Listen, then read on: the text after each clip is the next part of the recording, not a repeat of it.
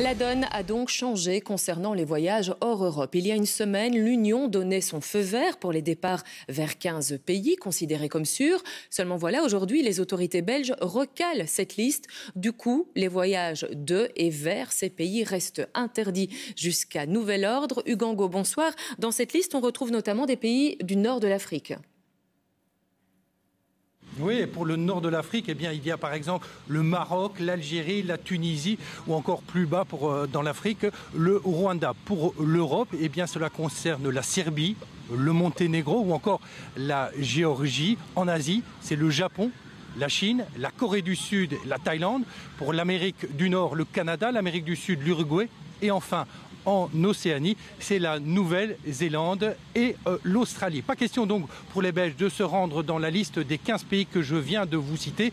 Pas question non plus pour les ressortissants de ces 15 pays de se rendre sur notre territoire. Alors pourquoi une telle décision alors que l'Europe, vous l'avez dit, avait émis une recommandation positive?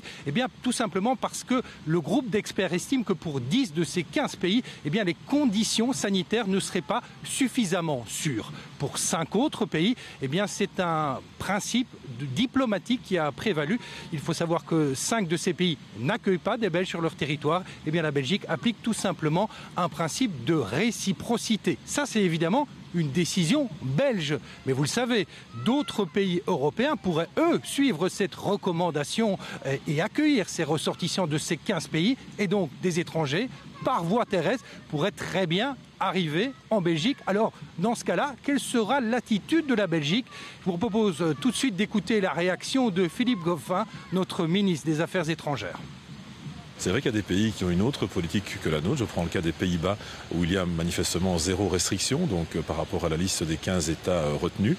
La France prévoit des restrictions, l'Allemagne prévoit des restrictions, la Belgique aussi. Chez nous, c'est évidemment très strict. Je pense aussi que par rapport aux efforts qui ont été consentis par la population, par rapport aux Belges qui vont rester ici sur le territoire belge et qui vont uniquement, par exemple, voyager en Europe ou uniquement en Belgique, on a vraiment fait jouer le principe de précaution. Mais c'est vrai qu'il y aura des contrôles, pas aux frontières nécessairement, mais des contrôles aléatoires pour faire en sorte de veiller à ce que ces mesures soient d'application et soient respectées.